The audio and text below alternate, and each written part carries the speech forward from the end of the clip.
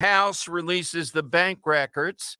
This means that probably not today, probably tomorrow or even Friday, or certainly by Monday, Trump will be indicted in Georgia because the House GOP release of the bank records shows Hunter Biden payments from Russian, Kazakhstan oligarchs. Just there, it clears 20 million. Man, that's a lot of crack. That's a lot of prostitutes. That's a lot of everything. If Hunter Biden got all that, well, we know that the Biden family did. So let's see if our theory works and if we see put into motion the Georgia indictment. What did Hunter Biden do for $20 million? I mean, that's a reasonable question. It's not a legal question. There's a lot more that has to go into it legally, but it's certainly a man in the street type of question that you can play with and ask and keep this alive. I want to get into, with all this damaging stuff, we have Biden yesterday talking about the 9 wonders of the world. Here is Joe Biden. This is cut 5A, hailing the Grand Canyon. I don't think the Grand Canyon is on the wonders of the world. I have to review. Well, you have the ancient wonders. That's the one I always go with. That's the one you grew up with. I'm not sure what the modern wonders of the world are. That Philadelphia is still able to function every day. Well, it's not functioning, but continue on with no leadership. It's just adrift on a sea of everything. That's a wonder of the world. But here's what Biden said yesterday about the wonders of the world. It's not hyperbole to suggest that there is no national treasure, none that is grander than the Grand Canyon. The Grand Canyon, one of the Earth's 9 wonders of the world. Literally. Think of that. Maybe the 7. It's 7 amazing. was 7. Enduring symbol of 7. America to the entire world. Go back Joe, and change it's the 7. 7. 7, Joe. Years ago, 8 at least. It's I was not a young 9. senator. 7. As I stood there and looked out, a phrase came to mind. It was Joe, instinctive. corrected at I 7. said, What's this the phrase? This is God's cathedral. That's what it reminded me of. yes. Just Get the this- Joe, rotary it's beats 7. out. Correct it. As a matter of fact, I said 9. It's one of the 7 wonders of the world. Thank you. Thank you, Joe. Somebody that's holding up a sign there. All right. With all this going on, with this obvious stuff going on, how is it that Democrats have any shot in 2024, et cetera? Well, yesterday, sadly, we're getting another lesson from Ohio. It has local implications. We have that Houck-Fitzpatrick race. We know the antagonism toward Fitzpatrick. We know, though, that Houck on my show, Mark Houck, is great interview, but you know his position on abortion. Now, that's a year plus out, but it's the next cycle. I think it's going to take this election before this is not at fever pitch. I say that because in Ohio, they had this bill, and I support the bill. It should be much harder than 50+1 to change the constitution of a state. And the Soros people, the Zuckerberg people, the Silicon Valley people, they're throwing big money into this state by state. One of the things they want to do, abortion is certainly one, is they want to greatly restrict or get rid of Second Amendment rights at the state level. That's what they're after. So it was on the ballot in Ohio at a time of year when they can't get people to come out and vote, they've been saying, to raise the limit from 50% and 1, meaning a bare majority, to 60%. And that's the range where we ought to be when you're doing a constitutional change.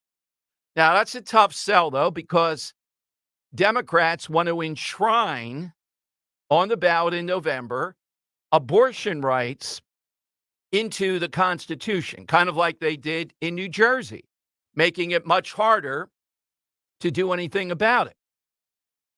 Now, Ohio has the 6-week heartbeat bill. And you know how I feel about that as a tactic and where America is. So yesterday, well, not yesterday, but the early voting, mail-in voting, and yesterday, it's been astounding, the turnout. Now, what does that tell me on something like this? The turnout. And the turnout is incredible It tells me it's like a Taylor Swift concert. These reluctant women voters, younger women, et cetera, they hear abortion. It's the playlist. The whole thing goes off. Bang, they're there. They defeat it overwhelmingly. That's the lesson from this. So the lesson is Republicans lost on this one because of abortion.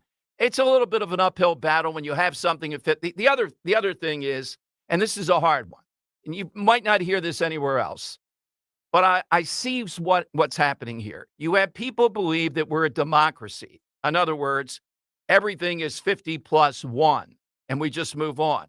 We're not. As you know, we're a democratic republic. That's much different. They keep on throwing democracy around. They want the popular vote.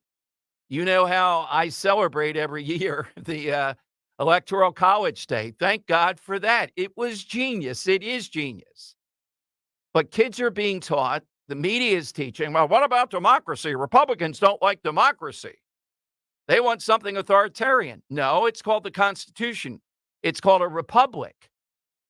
A democracy is something the founding fathers, a pure, straight up democracy is the mob. And they were afraid they used the Senate to cool things off a bit. Sometimes maybe too much. I get it. But that's what we are. Straight up to you. What is the lesson of what happened in Ohio? Now, since the Supreme Court decision in every state, even Kansas, it has been very difficult around any kind of Republican win on reining in extreme abortion rights. Ohio already has the 6-week heartbeat bill. If the Democrats win in November and enshrine this in the Constitution, then as I see it, that goes away. You'll always be able to get an abortion on demand in Ohio, which has become a very red state, at least in presidential elections. What's the lesson? What should they do? And I think Trump has done it very well. He has, not gone full bore on abortion rights. He said the 6-week heartbeat bill and things with DeSantis is kind of harsh. And then he has a huge word salad of his own and moves on. I don't know what else they can do, though. Or do you resent me even? I have not gotten any pushback when this happens. Yes, some of this clearly is this idea of selling democracy. They're taking our democracy away. Some of it is tactically, once something is in there constitutionally, it's hard to move it forward to the higher percentage. Particularly, Republicans picked a bad time to do it. They should have done it when abortion was not on the ballot also. It looks bad. It looks like they're just doing it because of abortion. Why didn't they do it before? Why didn't they say, hey, it's a bad policy? You can't have something this major just be 50-50. You want to change something this big, it's got to be a bigger percentage. Just like if you want to amend the U.S. Constitution, it's a big deal. It's hard to do. It's supposed to be hard to do. We just don't overnight have a spasm of stuff and then we act on it. All right, so it's 855-839-1210. You get on board. I'll give you the side question coming up. I saw this story and I dug a little bit deep. By the way, let's see how much effort the media puts into it. I see people on Twitter saying, well, why are you talking about? I'm just glad that the Made in America nonsense isn't going to be here. I'm thrilled that it's not going to be here. But how in the world does this Jay-Z guy call the tune, say, nope, I'm not doing it? All these people, all these plans, all these stagehands, unions in Philadelphia, left high and dry. They say that's a big percentage of their income each year, working that event because of all that goes into it. He just says, after a lot, oh, it was intense. I don't feel like doing it. You move heaven and earth for me. And they're begging him already to come back. Might he come back next year? No, we ought to be told what the hell happened here. Why are people in the news media determined that they don't know what happened?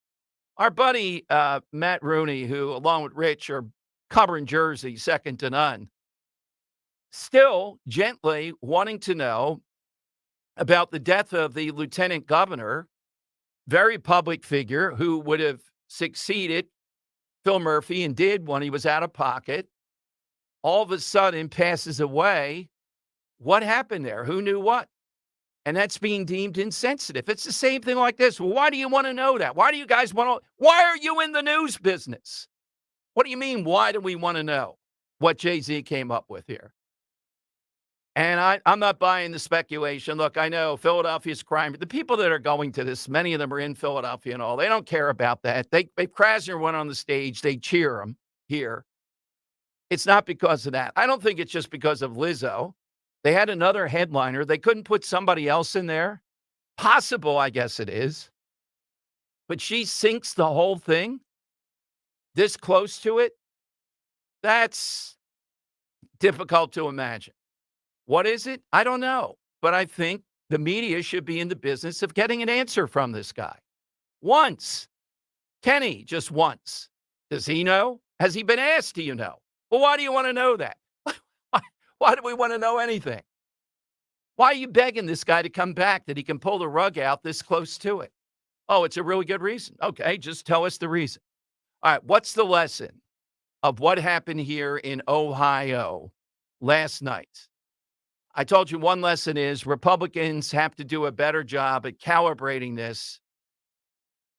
And Democrats are going to go to the well, and people are going to say, oh, I don't like that. Why do they have to do that? Because they want to win. So if we're going to win, we have to figure out how to counter it. Now, if Trump is the nominee, I feel much better about it than if it's DeSantis on this front.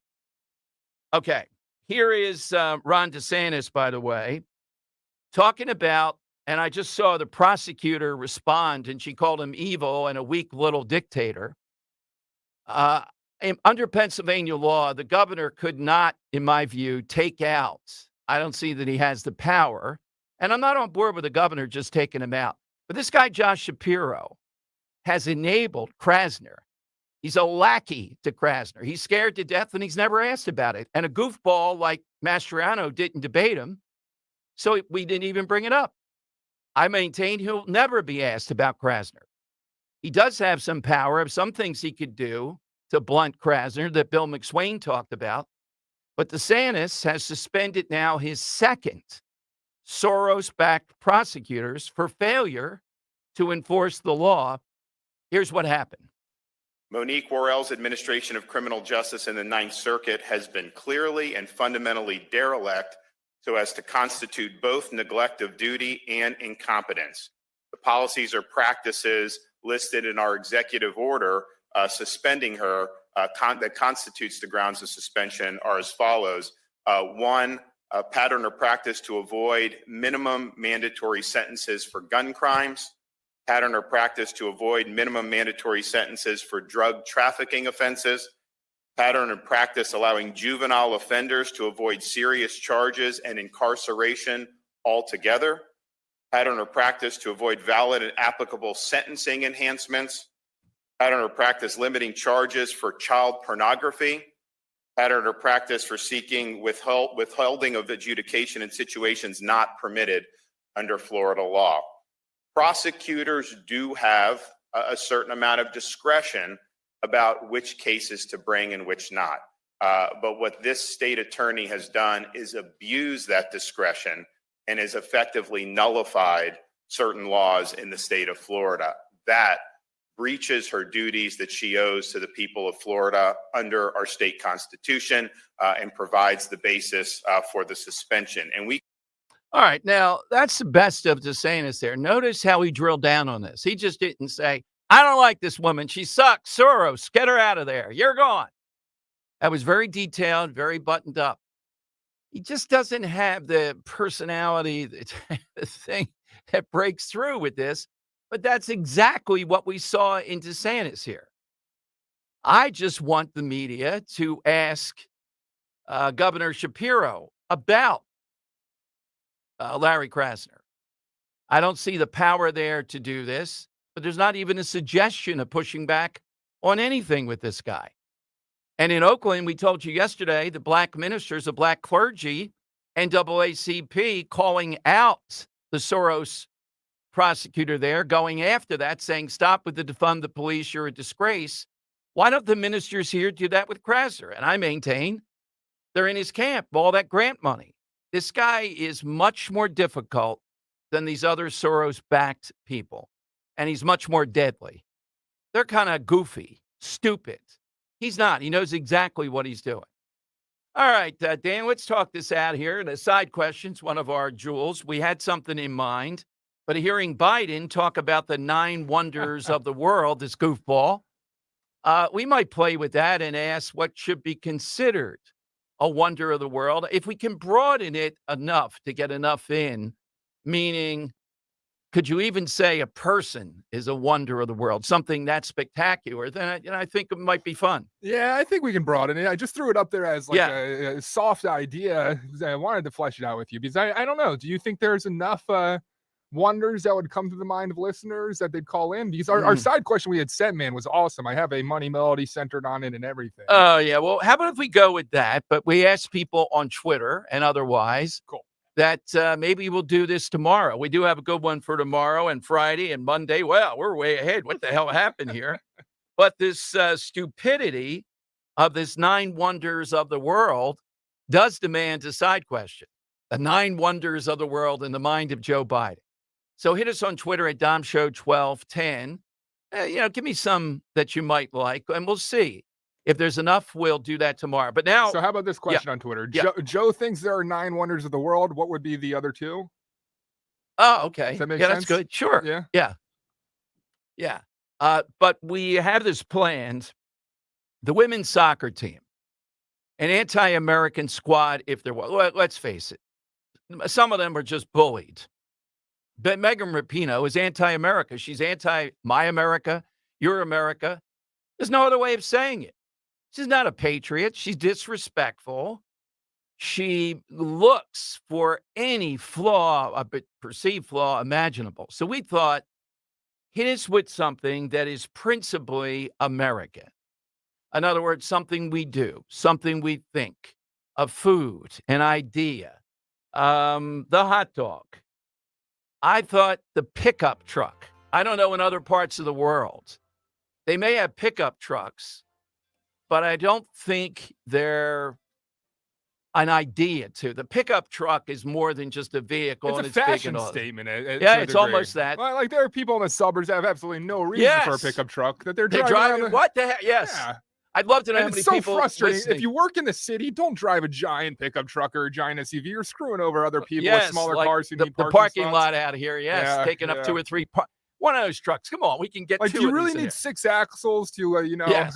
carry Show around Yeah. a cooler once a year to Compensate a for tailgate? your masculinity in other ways. Yes, that might be it. Gosh, we're But probably I would angering a lot of say people out there. Texas, the idea of Texas is quintessentially American. Yeah, All right. So what do you have, Dan? apple pie.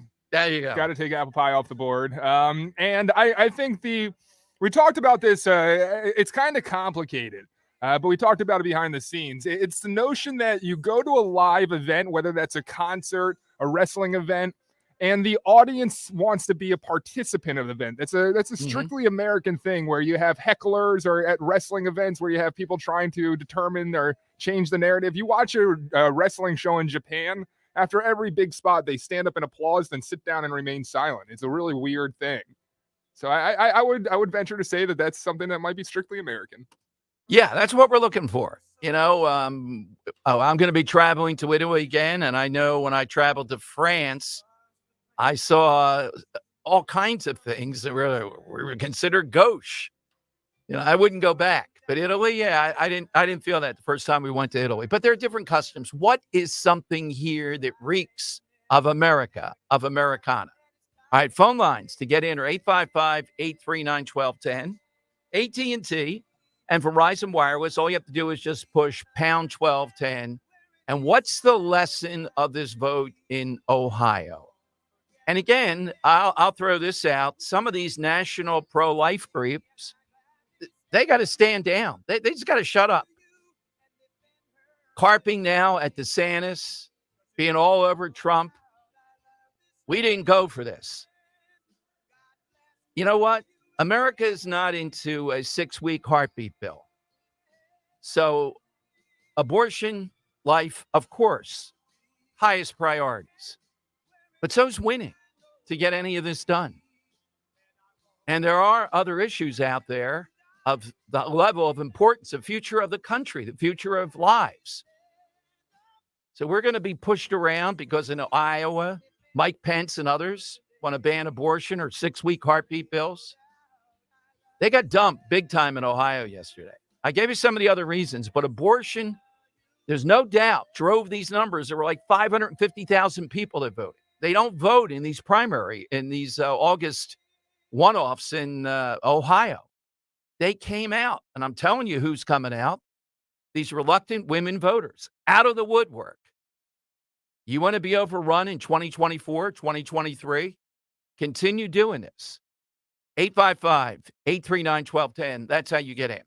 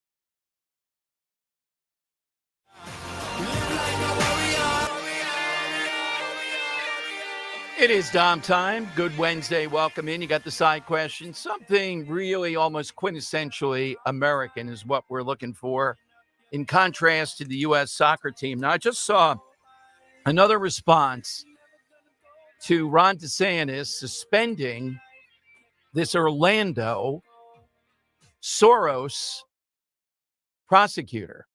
She says he's going after me because I put in police accountability.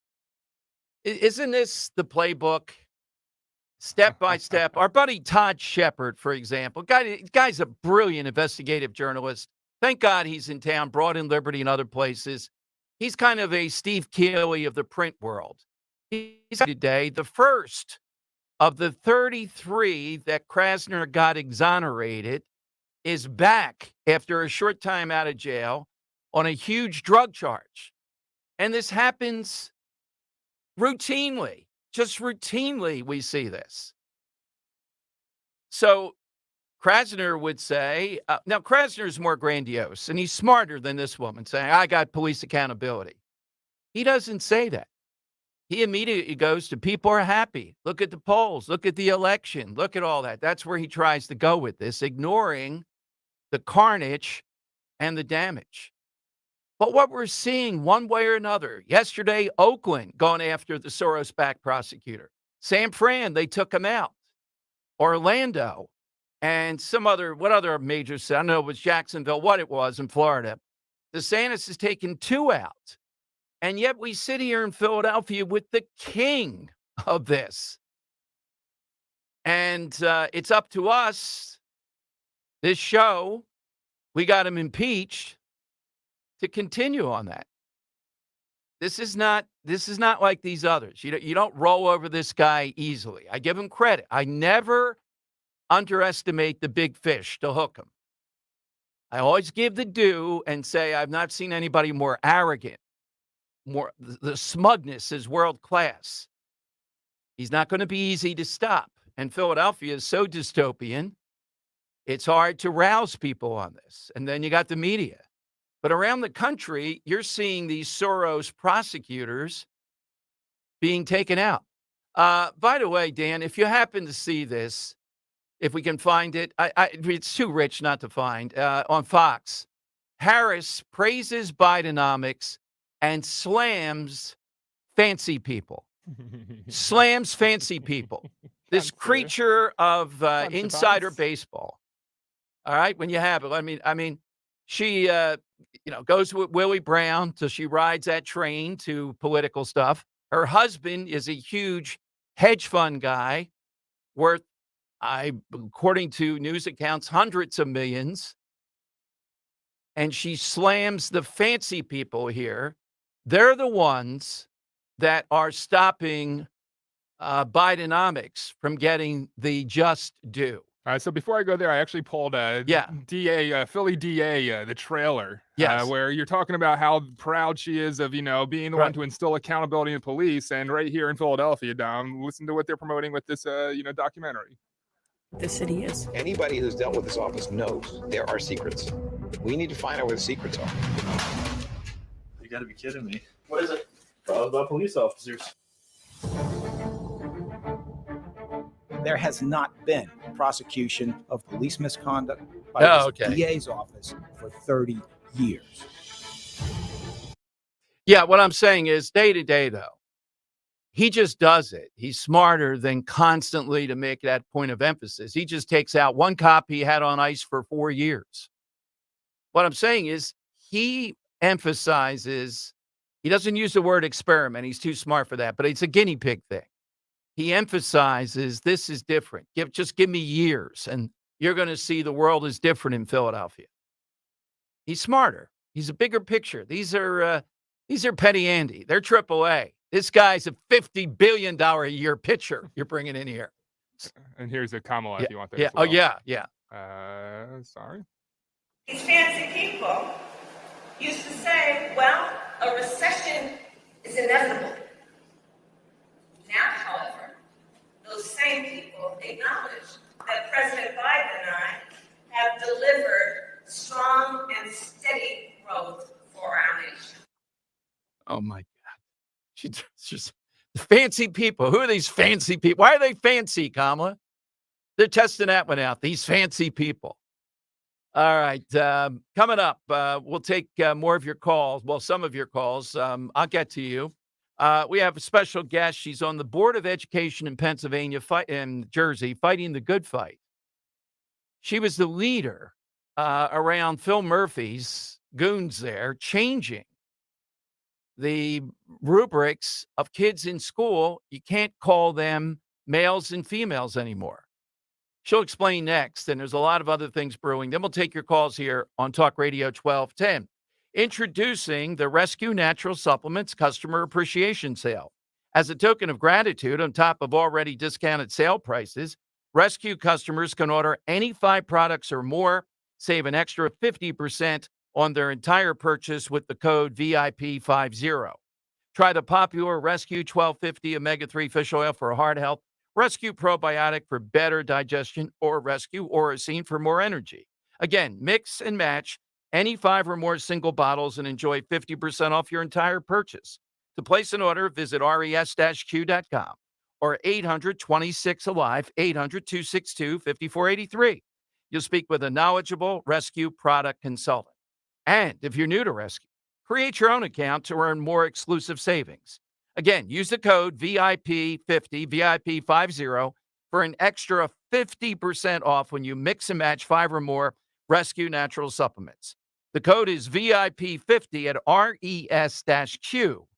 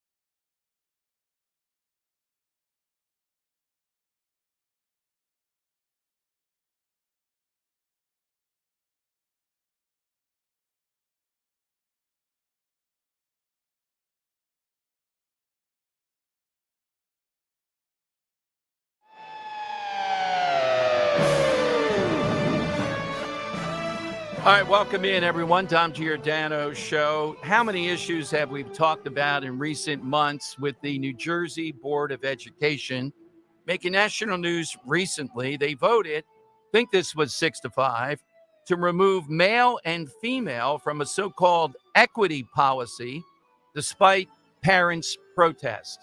Joining us is one of the opponents who sits on that school board, Mary Beth Berry, joins us here on Talk Radio 1210 in Philadelphia.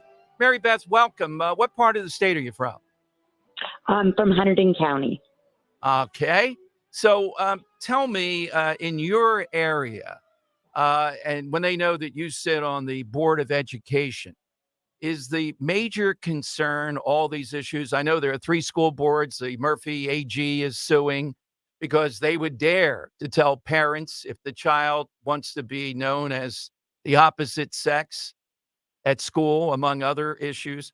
What is it that people in your neck of the woods are most concerned about here? You know, one of the things I think is really I'm proud of is the number of people that are running for school board elections locally because they believe that they have to speak up. They have to have a voice. Parents want to be parents. We're coming out of a pandemic. I have to say, Hunterdon County has been very blessed. Our schools were great about trying to be open, as much as they can. Now we're back to what we want to consider normal. And oh my goodness, we should be making sure kids are getting every opportunity to thrive academically. But we're spending so much time on these issues of equity and inclusion to the point that we're missing out on the education piece. Parents want to be involved. parents, teachers, and schools want to get back to the business of educating. Yeah, absolutely. Now, talk about this issue. First of all, the equity policy rather than equality policy. Specifically, you were one of the people leading the charge against this. What is it the Murphy voters here have won on so far? Wow. Well, the biggest thing to me is that the work was not done. I did not feel we were ready to push this through, and we pushed it through because it was going to expire. Was the leading principle. I will say the department met with our policy committee. We met often, but there was so much conversation going on, so much reading to do that it's a topic that should not have been pushed through in my mind. I am only speaking for myself. I'm a member of the board. Do not have the authority to speak on behalf of the board, but my personal opinion is we wanted to get this right. A number of members on the board wanted to get this right. And I don't think that we did because, unfortunately, it was voted on. And I think there was more work to be done on it, more communication. Okay, but Mary more, Beth, was the word female and male removed? And if so, why? Absolutely. Why? Yeah. Because we right now are the number one thing in New Jersey that we're being told is we have to watch out for protected classes. Protected classes. I spoke, and many members of our board talked about protected classes. All children should be protected. All children deserve the opportunity to feel comfortable in their classroom. When you're having a sex ed class, and where we used to, there was wisdom in the thought of years ago, splitting the boys and the girls. Now, instead of young biological girls going into one room, biological boys going into another to discuss sensitive topics, to have that opportunity to get their questions answered. Now, because this chapter has been, has been approved, they're saying that a child who identifies as a male or a female should have the right to sit in because they are a protected class. And to my mind, if I have a biological girl and she's sitting in a classroom and there's a child sitting next to her who she used to ride the bus with for years, who was born Sure. a biological boy, now identifies as a girl, has the right to sit in that classroom, that's discriminating against those young people who are biologically born either male or female. It is not right. It was not, we haven't gotten this right. I'm very disappointed and upset that this passed. We're talking with Mary Beth Berry, who sits on the New Jersey School Board. I know last year we talked a lot too about age appropriateness, how graphic some of this stuff was as far as sex ed, and some schools balking at that. Where does that stand now? Or is the AG's office or the education department, do they sanction some schools in some way if they don't go along with that? So, it's going to be interesting to see as CUSAC scores come back. Are they going to be, losing points? Are school districts going to be losing points at this? It's going to be very interesting to see how this lawsuit comes out with the three school districts, Middletown, Marlborough, and Manalapan. These schools are fighting individually to say, we're all about local control. In our board meetings, we have been told on numerous occasions that at the end of the day, local school districts were going to be able to make decisions Right. for themselves. Well, that's what we've been told. And I'm, based on this lawsuit, I'm not sure that that we've gotten the accurate information on it. It is something we continue to inquire about, but it is important that local school districts do have an opportunity to make decisions. Parents need to be informed. Parents need to be part of the process, and to be keeping parents out of it is wrong. Mary Beth Berry with us. Mary Beth, I have to say, you have to be a tough opponent because you have a point of view, but you're very calm and civil about it. They can't say you're, in some of the articles I'm reading, it came across like this was fierce opposition. I just think you're determined and you actually want to hear the wisdom of this. The point is, why rush all this stuff through if it's so good? What's the rush to dominate I this and agree. push it through?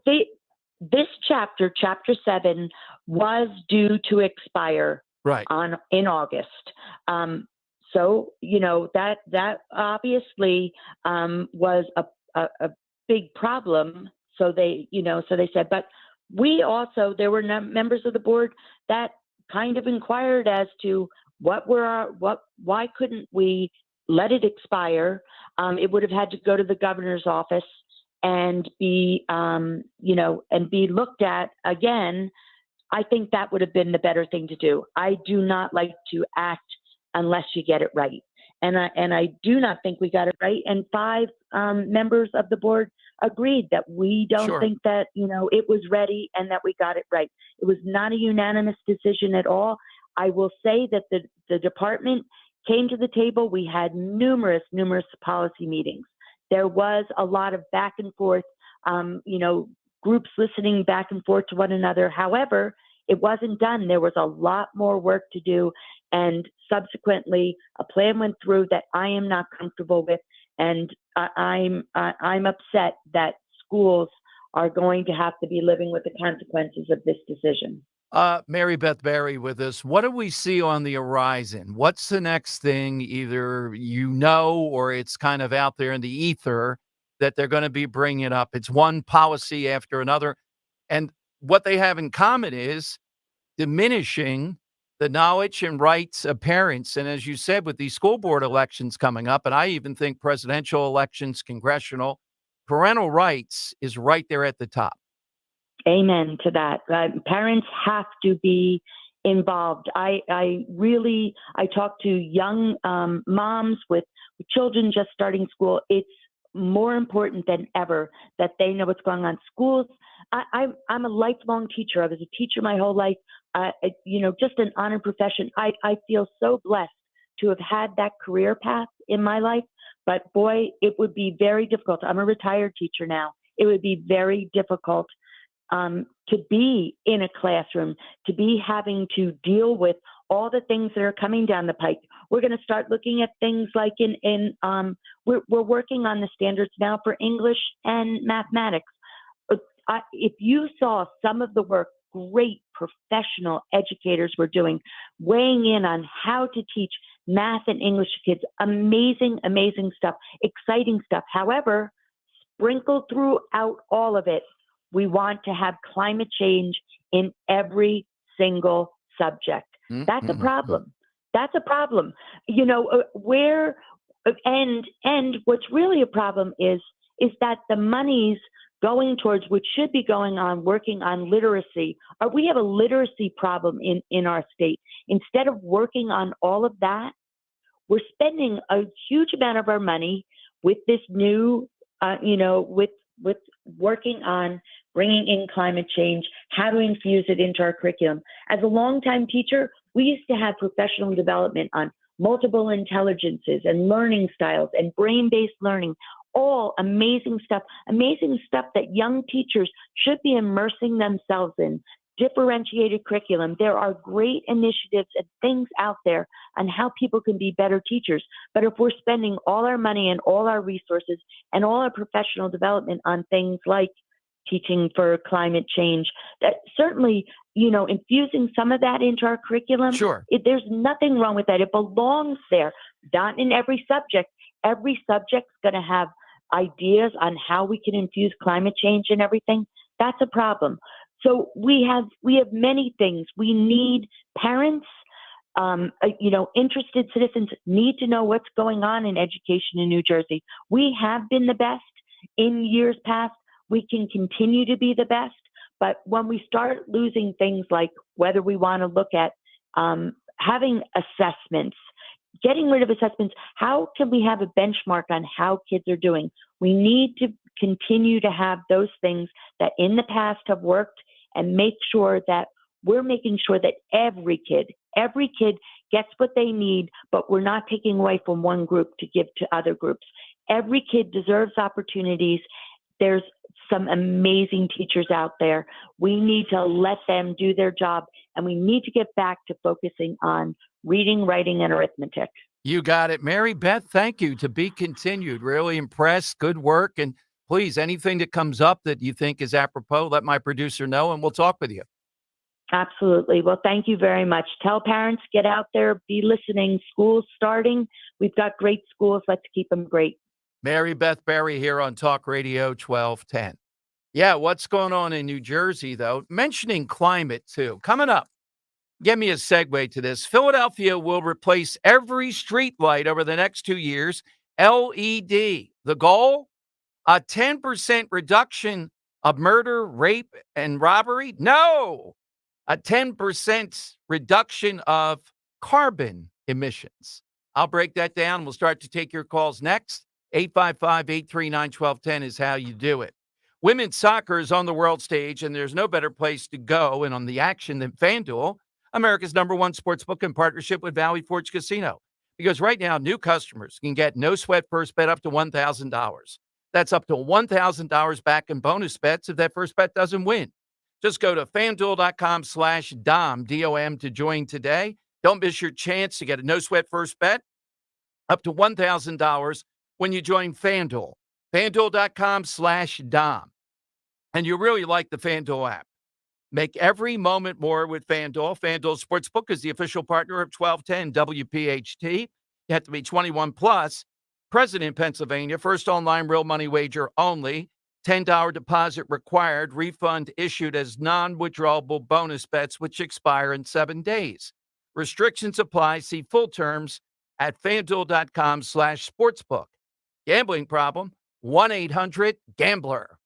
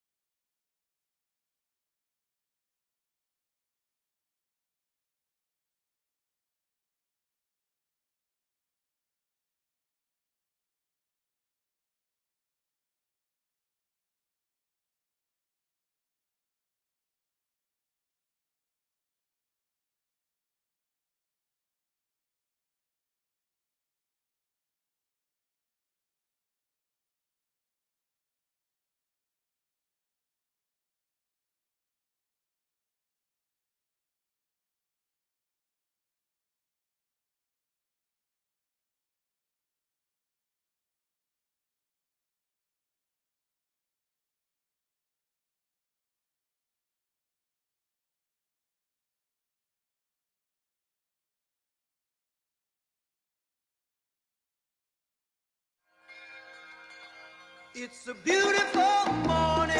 All right, let's go to the caller. Steve Keeley here at 1 o'clock, Dom Giordano show. And boy, I got something. Oh, man. Brian Fitzpatrick. Here we go again. It involves, he's one of the forces trying to stop any talk of impeachment of Biden by the House. Brian, it's not about actually impeaching him. It's impeachment inquiry, because then there are added powers to get to the bottom of all these shell corporations. And why did Hunter Biden get $20 million from oligarchs?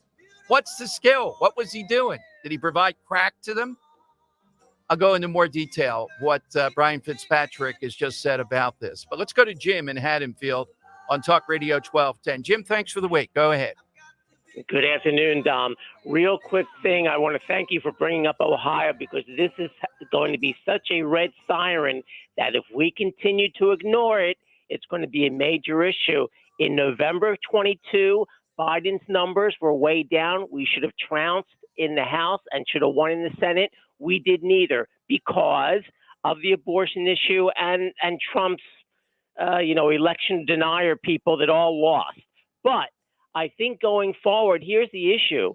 With what happened in Ohio, the Democrats are going to come out and say for 2024, a vote for any Republican will be a vote for a federal law abolishing abortion. It's going to happen. How will we fight that? Well, that's a great question. Now, I like how Trump has positioned himself. And if Trump is a nominee, it looks like he will be, Jim. I don't know what pressure you can use on Lindsey Graham to shut him up. But whatever he fears, whatever pressure politically, that's one thing to do. He's one of the real problems here. Well, again, I fully agree with you. I don't think because you know what? As much as we love to talk about Hunter Biden and Biden's poll numbers and everything else, I don't know if we're necessarily really running against Biden. I think it's the other issues that are just as important that we are ignoring. Yeah, you got that, Jim. Look, it's a line meant to be funny, but I mean, it's true. It's like a Taylor Swift concert. In Ohio, they had like 590,000 people that voted, and they usually have 200,000, if that. They were hurting for people to come out and vote. But suddenly, here they go. Yeah, it's a constitutional thing. There was that. That is definitely part of it. And they did play the democracy thing. They're trying to take that away. But you know what it is? You cannot continue to ignore it. And a few of these national pro-life groups that have gone after Trump and DeSantis, Mike Pence plays right into this. He's only too happy. Hey, Mike Pence, stop it with this. Dan, let's play a little bit of the ad. Can people identify? Here's Mike Pence in an ad pretending to fill up his gas tank while complaining about high fuel. Tell me if you can identify what you think it is. Picture him at the pump. He's not in New Jersey, filling up his alleged truck.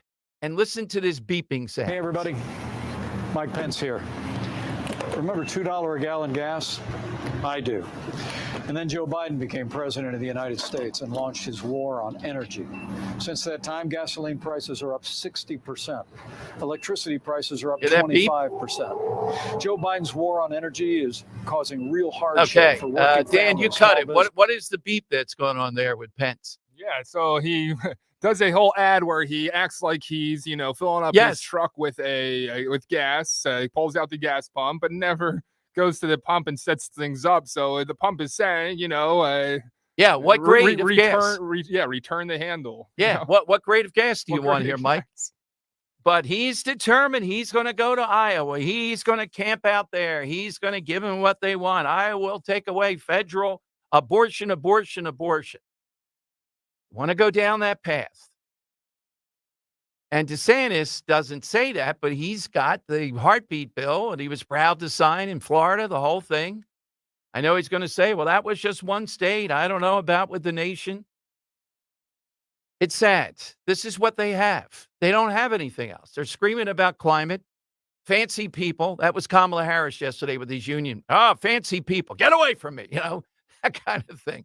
Fancy people are telling you Bidenomics doesn't work. God. I know they have to applaud.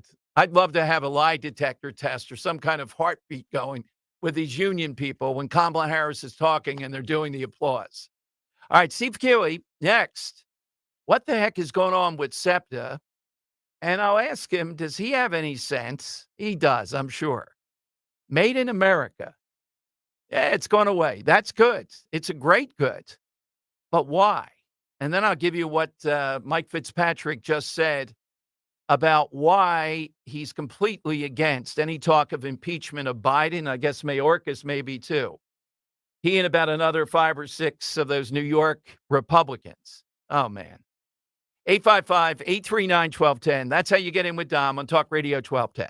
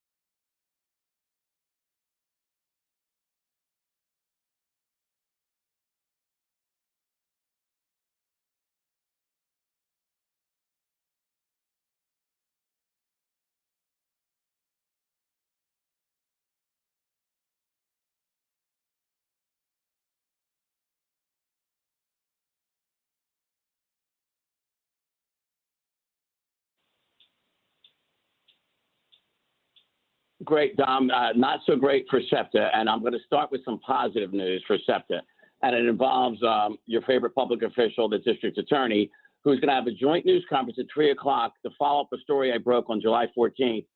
A man got flagged down a SEPTA bus, and the bus driver was nice enough to let him on the bus. Then he doesn't have any fare, so they get into an argument, and then the guy says, "I should shoot you." The guy gets off the bus, goes in front of the bus, and fires point blank into the windshield. God. And the bus driver takes off. The SEPTA, as we constantly talk about, has video cameras inside and outside. They get somewhat of a picture of him, but the district attorney, along with SEPTA's general manager, are going to jointly announce the arrest of that gunman. They finally got him. So he tried to kill a SEPTA bus driver. That is going to be one of the top 3 worst jobs, or I should say hardest jobs in Philadelphia. And they obviously feel endangered because here's another story I broke on Monday morning that a SEPTA bus driver had his gun, his personal gun, stolen out of a SEPTA bus. He went to take a personal break at 6 p.m. Sunday night on Ridge Avenue, left a gun in a book bag. He's not allowed to have a gun, of course. And he comes back from break, and the gun and the book bag are missing. The positive thing here is this is a 29-year-old bus driver, now resigned because he was going to get fired. He resigned after I tweeted it Monday. He at least was on enough to report it to Philly police right away. And then SEPTA police instantly told me that bus operators and SEPTA employees, with the exception of cops and sworn revenue agents, the guys that collect all the money from the booths, are not permitted to have guns anywhere on SEPTA vehicles or property. And this includes a bag on a bus or other vehicle. And the bus operator who reported the gun missing no longer works for SEPTA, who resigned this morning. So that was a couple of hours after I tweeted that. So there you go. This guy feels so in danger while he's riding a SEPTA bus, feels the need to carry a gun, even though he's not allowed to have it. But at least he reported it honestly, because who knows whose hands that gun is in now. And at least he reported, even though he knew it was probably the end of his career. Hey, I commend the guy, and I understand why he'd be carrying a gun. And as long as it's fully licensed, that kind of cuts a little bit in his favor. But Steve, what the heck is happening here? What do you know about any of these accidents? What jumps out at you? All right. Well, I'm going to break some news on the Don Giordano show. I confirmed this with multiple sources, and I got a copy of the drug test. Now, remember that trolley went out of control without a driver about a mile from the Elmwood Depot into that historic house. There was a mechanic on that. He dove off of it before the thing ended up in the house. Well, the manager on duty at the time, so the NTSB investigates these crashes, and everybody, it's standard to drug test everybody. Well, the manager that assigned that mechanic tested positive for cocaine. And I asked SEPTA this week, I had that story for about a week, and I asked SEPTA for a response, and they got back to me. Their spokesman, Andrew Bush, got back to me last night, and he said, here's a statement, quote, "Due to the ongoing NTSB investigation and this involving a personnel matter, SEPTA cannot comment at this time. In accordance with FTA, Federal Transportation Administration regulations, SEPTA employees are tested for drugs and alcohol immediately after accidents. Any employee who tests positive is subject to discipline up to and including termination." So even though, he wasn't riding that trolley or whatever, but anybody that had anything to do with that trolley depot, and he assigned the mechanic, he tested positive for cocaine. We don't know whether he's been fired, but you can read into that he's definitely going to face discipline for sure if he hasn't already. Well, so, Steve, great work. No one does this. What do you attribute to, given your instincts, et cetera, with SEPTA? Anybody can have a run of bad luck, and the one in Delaware County wasn't their fault. But overall, this just seems to be amazing, the breakdown of this stuff. Well, number one, you'll hear from everybody that morale is down. And you've got the biggest union, the bus operators and the mechanics and everybody, the TWU, they're started negotiations. And then you have the SEPTA general manager who's saying SEPTA's on a fiscal cliff, and the union's being told that there's no room for raises and salary increases, yet she accepts a raise of $75,000 that brings her salary to more than the president of the United States, $425,000. That's something, the SEPTA board that gives it to her and the one that accepts it, it just doesn't look good when you're going and you're telling people there's no room for raises, and you get a raise that's more than most SEPTA employees might be making at $75,000. That's a gigantic raise percentage-wise. And it just doesn't help the morale situation. And when you have bad morale, sometimes people don't want to be at 100% performance level. And so every day you see there is shortages of drivers or operator shortage, and there's always not enough trains running as usual, not enough buses, and you've got passengers that are stranded or late and upset. It's all over SEPTA social media. You hear Bob Kelly in traffic every day saying the same old, same old. So what do you attribute it as? Like I said, you start with morale, and then you start with the shortage of employees, which they obviously have with police, and it sounds like drivers and maybe mechanics. And who knows what the cause of today's accident is. You can't say it's operator error, but here's another story that I broke last week that you're probably hearing for the first time. When we had the fatal bus crash, a similar one that was more serious, where a bus rear-ended another bus and a woman was killed, that driver was seen on surveillance. And again, this is multiple sources telling me this, who saw the video and were close to the investigation. She had an Apple Watch on, and she was reading her text messages on her Apple Watch, never looked up. You see her hands on the big steering wheel of the bus, and until the accident happens. It was awful to watch. And that is what these guys say is the cause. She never looked up, nearly killed herself because she was critically injured, and she's almost first in line to the terrible grinding crash of the two buses, one into the other. And sadly, you have that 72-year-old passenger who loses her life because the driver is not supposed to be wearing an Apple Watch and looking at their phones. And SEPTA constantly reminds their people, you cannot be having a phone, you cannot be looking at a phone, dialing a phone, or doing anything but 100% focused on your job. And that job is not just a driver. You're a cashier. You're essentially a bouncer. You're security. You're on there alone with 50-some people sometimes, and people that are very rowdy, sometimes causing fights. It is a tough, tough job. Oh, without a doubt. Hey, Steve, but as far as SEPTA and the raise too, my sense, and I haven't looked at it for a while, you're on top of this, though. I tell listeners all the time that nobody has oversight over SEPTA. You have both parties, Democrats and Republicans, that are in on this. So if they want to give this woman a $75,000 raise, they just do it. In other words, I guess it's Congress ultimately. Who is it that is oversighting of the SEPTA board? No one? Yeah, you would think the governor of Pennsylvania does, because it's the Southeastern Pennsylvania Transportation Authority. And he served on the Montgomery County Commissioners with Leslie Richards, the now SEPTA GM. So Josh Shapiro and her were commissioners together from the same party.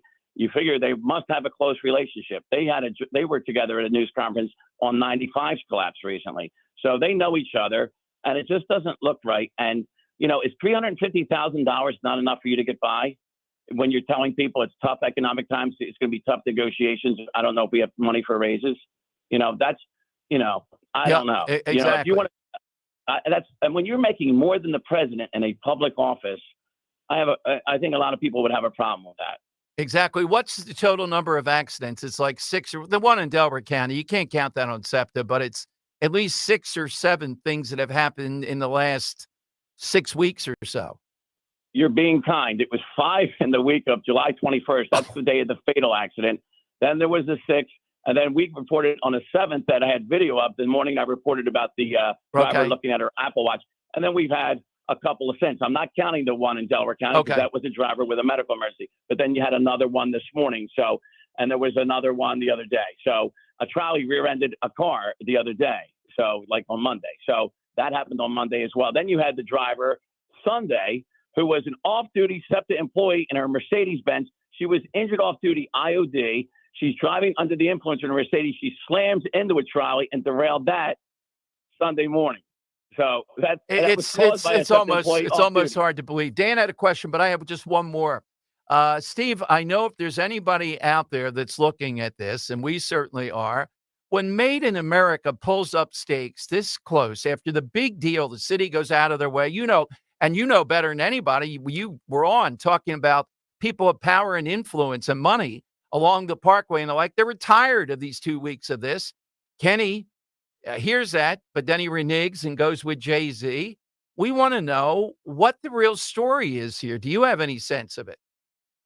Yeah, we got from sources that the ticket sales were way down, and Budweiser, the main sponsor, was pulling out. So it was all money. And you're not going to put on a big concert and lose a lot of money when you can not lose as much money. But among the people losing big are SEPTA, believe it or not, and the union stagehands. The union stagehands make about $1 million from that. And SEPTA, and I can tell you firsthand, So I was just on the phone before I talked to you with a SEPTA source, and he was telling me how much money SEPTA will lose. I would come into town on Sundays to start my work week, and I would ride SEPTA, and there would be thousands of people on the regional rail coming from Villanova. There was not even room for me to sit, and they were loud and rowdy and mostly well behaved. But you could tell they were all the college kids. They packed those SEPTA regional rail trains coming there, and it was already Sunday night. So they were not going to the early shows and that, but they were all going to Made in America. So SEPTA is going to lose a lot. That was probably a major weekend for them because so many of the concert goers used SEPTA.